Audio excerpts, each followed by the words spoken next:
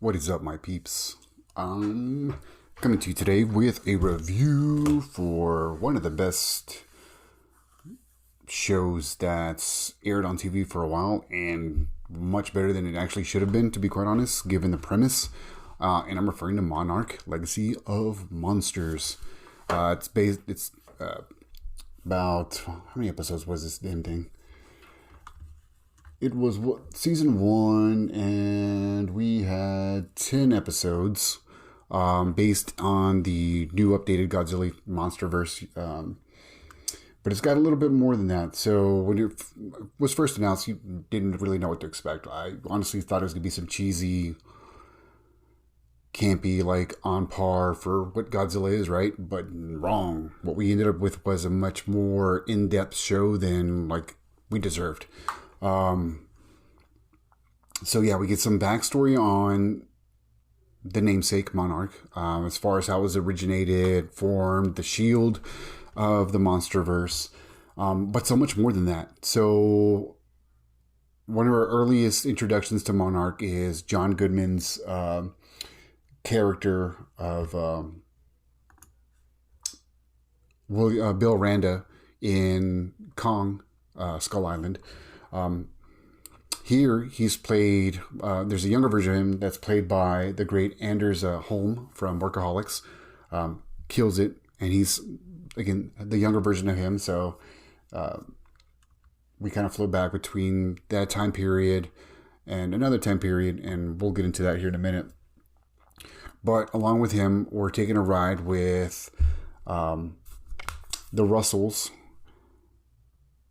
That would be Wyatt and Kurt Russell playing the same character, which is really cool. Wyatt playing a younger version of Kurt's character, or vice versa, Lee Shaw.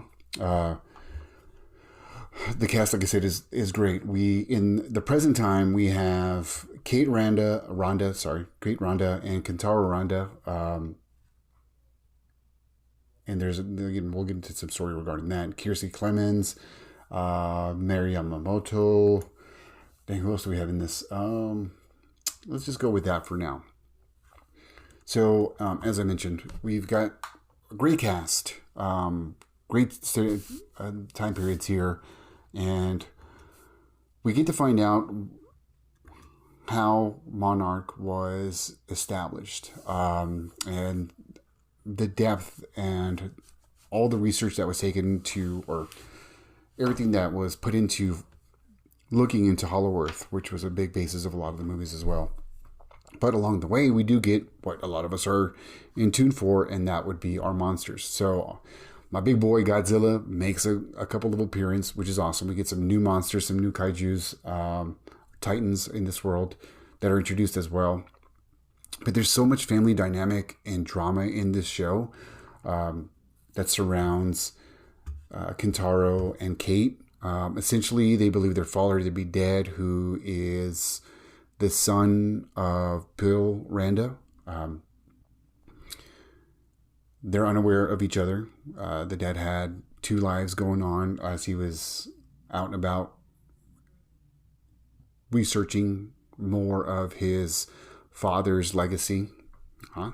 Legacy. So they come together, and then we get introduced to Kiersey Clemens May character. They interact with Lee and Shaw, and get some backstory regarding him. But there's a lot of romance in here from all different angles. Initially Kentaro and May are an item, but not. They've got like a little complicated backstory.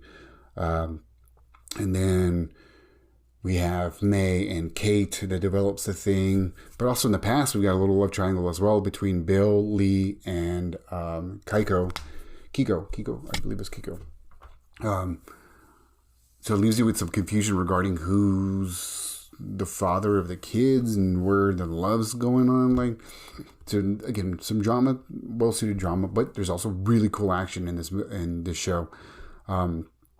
We get some titans that pop up and in a respectful manner. Like, it makes sense when they show up, and they're not just thrown in there. Godzilla shows up, and there's a really cool part where he's hibernating in the middle of a desert and just pops up out of nowhere to save. And they start bridging the purpose of Godzilla's purpose in this world.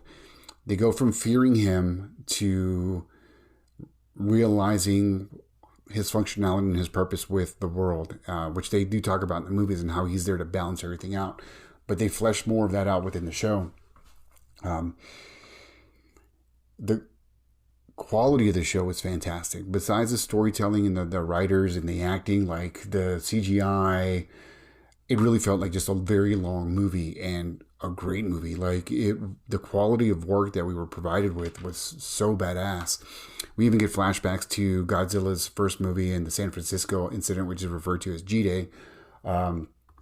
We have again the new Titans, and we get some not as an extensive look to Hollow Earth that we get in Kong and Godzilla, but we do get some glimpses of the portals that get you to Hollow Earth and some little portions of it. But overall, highly recommend the show. Like I said, it's there's such a great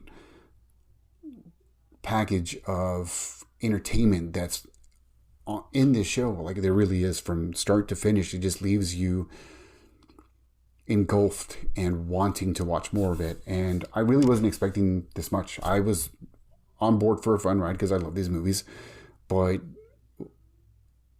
the production behind this was just like mind-blowing. It was so great. So what they do again is bridge a lot of the past, the present, and the future. So we, as I mentioned, we get glimpses of the G-Day incident. We get glimpses of the past, including an attempt on killing Godzilla, which we learn makes him stronger and he grows in size, as we've come to find out in other movies as well. And then it ends on a surprising note, because we also have a bridge regarding Apex, which are the creators of Mechagodzilla, right?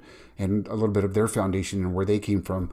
And the show ends with Apex's initial research placement on Skull Island. And our boy Kong shows up, which I honestly didn't see happening. Like, I thought they might show him, but the way it happened, I started feeling the vibe of maybe that's where they were going with it. Still not really expecting it, but he pops it at the end. Like, that was super cool.